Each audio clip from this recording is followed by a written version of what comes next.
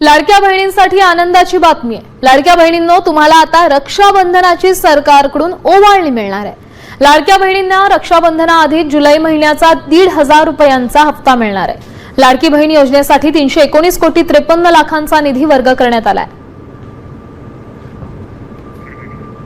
लाडक्या बहिणींना रक्षाबंधनापूर्वीच त्यांचा हप्ता दिला जाईल, त्यामुळे त्यांच्यासाठी आनंदाची बातमी म्हणावी लागेल।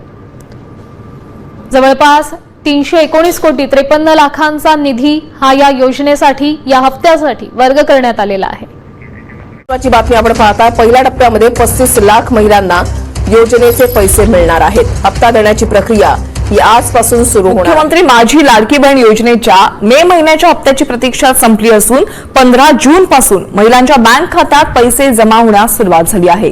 राज्यात सखोल छाननीनंतर एकूण 2.5 कोटी अर्जांपैकी 1,77,00,000 महिला पात्र ठरल्यात, तर बँक लिंकिंग, उत्पन्न मर्यादा आणि तांत्रिक त्रुटींमुळे तब्बल 70 लाख महिलांचे अर्ज अपात्र ठरवण्यात आले।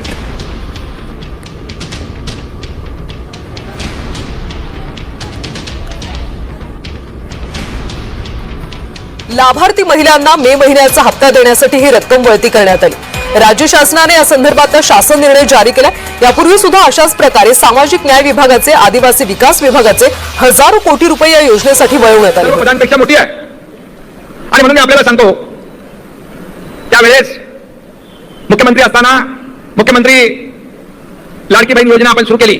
आम्ही देखील गरिबी पाहिली आहे, आमच्या आईची, पत्नीची काटकसर पाहिली आहे आणि त्यावेळेची परिस्थिती देखील पाहिली आणि म्हणून मुख्यमंत्री झाल्यानंतर मुख्यमंत्री माझी लाडकी बहीण योजना आपण सुरू केली। त्याचा उदय आणि जन्म त्यावेळेस झाला।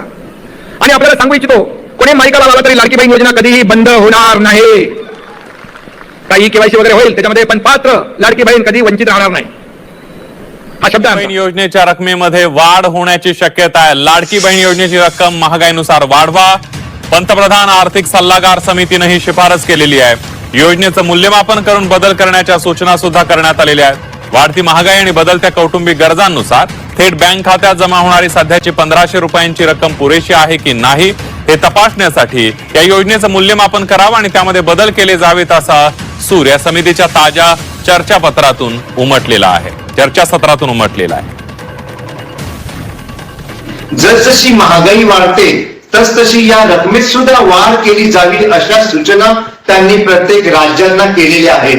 याचा अर्थ काय होतो, तर या योजनांमुळे गेल्या 2.5-3 वर्षांमध्ये संपूर्ण जवळजवळ 15 पेक्षा जास्त राज्यांतील 12 कोटींपेक्षा जास्त महिलांना आणि त्यांच्या परिवारांना फायदा होत आहे। तेव्हा विरोधकांसाठी आता हा चांगला धडा आहे।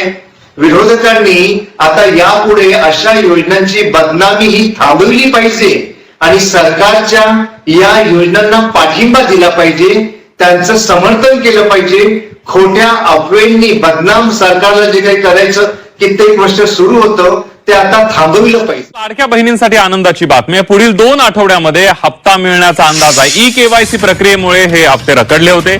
ई-केवायसी केली नाही त्या महिला अपात्र होणार आहेत। लाडकीचा मार्च-एप्रिलचा हप्ता थकीत आहे।